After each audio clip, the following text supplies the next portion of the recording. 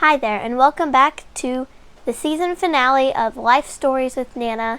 And today we're going to be asking a lot of questions. So let's get started. Your first question is, what 3 words would you use to describe your husband? He was faithful to his God, to his family, and to his students in his classroom. He loved the Lord, and he loved his family, and he loved helping others. Okay. How many years did you teach in Florida? How many years did I teach? In Florida. Oh, in Florida. I was there 5 years. While you were in Florida, you had your first child. Tell us about the day Sonia was born. Sonia? Well, of course, as being a first child, I didn't have any idea what to expect as far as birth. And her grandparents made a trip from Pennsylvania down to when I was supposed to have her. It was actually, she came about 7 days late, so they waited, and then they decided they were coming because they had vacation and they had to use up their vacation time. And while they were en route, I went into labor, and so like I said, I had no idea how long or whatever, and I went to the hospital, and I was there 18 hours and hardly did a thing but lay there and wait and wait and wait. And so finally I started, and I was so exhausted and so tired because I had really worked hard to get my house ready for her grandparents to come. So I had worked hard that week, and I didn't sleep the night before. So by the time she came, I was really exhausted. And so that even though her dad was there in the delivery room, and he said I would look right at him and answer questions, I don't remember a thing until I was back in my room and I already had the baby. I didn't remember seeing her or anything, and I thought sure there was something wrong with her. And so when my mother came in to see me, I said, "Is she okay?" And she said, "She's fine, she's perfect." And I said, "Well, why haven't I seen her?" And she said, "Well, you did see her." Anyways, in those days they didn't have what they call rooming in or anything like that. And so they said they wouldn't bring her until the next day to my room. So I had to wait that whole night before I got to see her and to check her out to make sure she was okay, because I really felt like there was something wrong. Then I didn't get to see her. But I was only in the hospital 24 hours, and I was out of the hospital and had my baby and went home. What did you find the most challenging about being a new mom? Was getting her to eat, because she would start eating and fall asleep. I would undress her, tickle her feet, trying to make her cold, and she'd wake up for a little bit and then back to sleep she'd go again. And I was so nervous as to whether or not she was getting enough nourishment. I was afraid she wasn't getting enough nourishment. I would weigh her before I would nurse her, and then I would weigh her afterwards to see how many ounces she was getting. So I was really nervous about that. I just didn't know whether or not she was getting enough nourishment. Why did you leave Florida? The Lord led us to finish, well, the Lord brought our work there to an end and opened the door for us to go to North Carolina. How many years did you live in North Carolina? 7 years. While you were in North Carolina, you had 3 children. Tell us about the day Krista was born. Well, the day that Krista was born, to begin with, when we moved from Florida, I was expecting her. And the doctor thought my due date was July. And July came and went by. August came, I still had no baby. And in the meantime, we had moved to a small house temporarily until they got a house for us. And the school furnished housing at that time. So they had one for us, and my parents came and we painted the house inside and got everything ready. I still had no baby.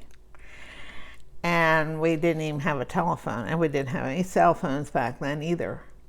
So my parents had to go home. They had come hoping that the baby would come during that time so they could babysit Sonia, but like I said, no baby came. So they went back home, and it was another week. It wasn't until August the 14th before I had her. And when she decided to come, she didn't waste any time. I wasn't even in the delivery room, and the doctor wasn't even quite ready when she just fell out of me. So that was her birth. Wait, she actually fell out of you? Yes, the doctor said, "Oh, here she comes. Oh, I caught her." Yes, she fell out of me. And that's the way she has been all her life. She's never ready to go, but when she's ready to go, you better be ready, because she's ready. Okay. Tell us about the day Heather was born. Well, the day Heather was born, again, I really didn't know when she was coming. And my brother was getting married in York, Pennsylvania, and I really wanted to go to that wedding. It was the beginning of August. So I had made preparations to go. Well, when I went to see my doctor, he said, "I don't think you should make that trip because your baby is not in position. She's sideways, and we can't deliver a sideways baby. So if she doesn't turn, that means you're going to have a C-section. So I really don't think you ought to go." Well, I really wanted to go. So when I went home, I told my husband, I said, "I'm going to go. I'll be fine. This baby isn't going to come yet." So we had everything all ready, but that night I started having contractions. So I was awake most of the night, and when we got up, I said to Walter, I said, "I think I better not go." I said, "I've been having contractions. They're not hard, but I better stay put." So I stayed put, and I kept Krista with me, and he took Sonia and went to the wedding. Well, after he left, my contractions stopped. I think it was just the Lord trying to say, "You better stay put." So she didn't come for another week and a half after that.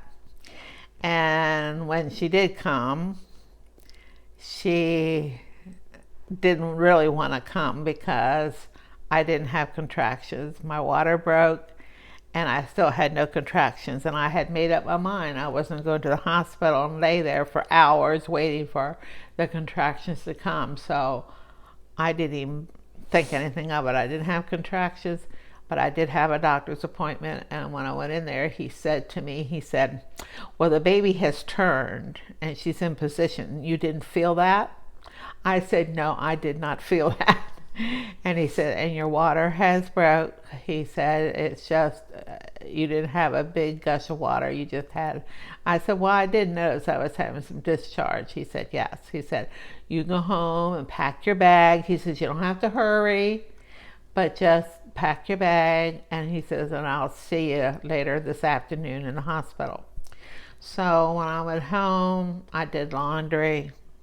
I cleaned up the house. I made supper.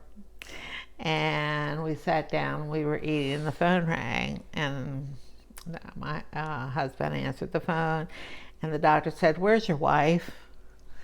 And I said, "Well, she's sitting here at the table eating supper." He said, "She was supposed to have been in the hospital. I told her that I would meet her there. She needs to come to the hospital." And he said, "Well, she's not having contractions. That doesn't matter. She needs to be here in the hospital." So I had to go to the hospital, and I really didn't want to go because I wasn't having contractions. But the doctor, when he came to see me, he said, "You're very receptive to getting all kinds of bacteria when your water has broken. He said, so you need to be here. And he said, if you don't do anything by morning, then we'll start you. We'll give you some stuff, some medicine, and to get you started. So I was there all night long and didn't do a thing. And so when he came in, he said, okay, we'll get you started. And I forget what they call it when they give you, anyhow, they gave you something under my tongue, and that started me. So this was on the weekend. It was like a Saturday morning, I think. And so she was born, and when she was born, they grabbed her and went off to the nursery real quick. And I said, what's wrong with her? And the doctor said, well, her OPAR rate was really low.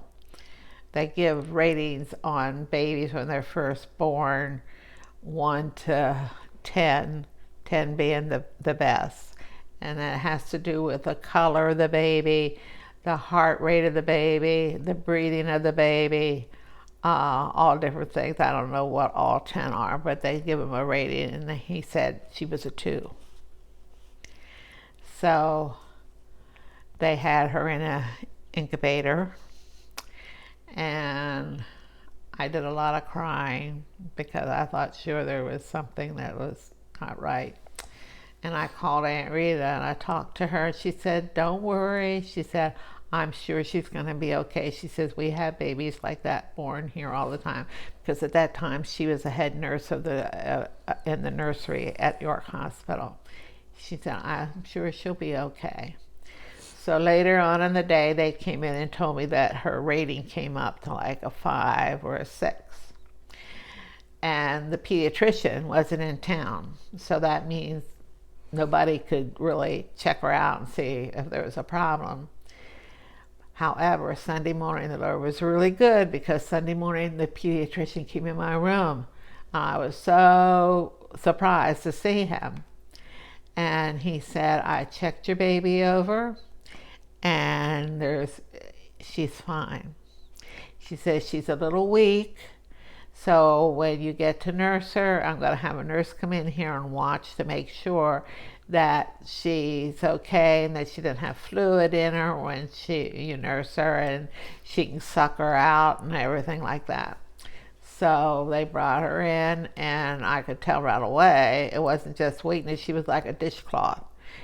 She had no muscle coordination. Her head just went all over her. You know, she was just, she was like a dishcloth. It was just limp. So, but when I went to nurse her, she did beautiful. And the nurse that was there said, well, she's not having any trouble with that, is she? And so she was fine.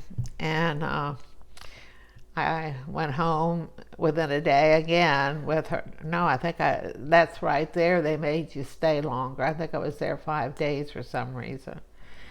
And so when I got home, Aunt Rita took off work and she came down because she wanted to also go over her and see. By that time, she was doing much better. She was holding her head a little bit better, and she was coming around. So Aunt Rita checked her over, and she said she's going to be fine. And she was, praise the Lord. She was fine, but she was what they called a dry baby, because my water had broken 24 hours before she was born. They called her a dry baby, and they said sometimes that happens with dry babies. They have a harder time starting when they are born. So that was her birth.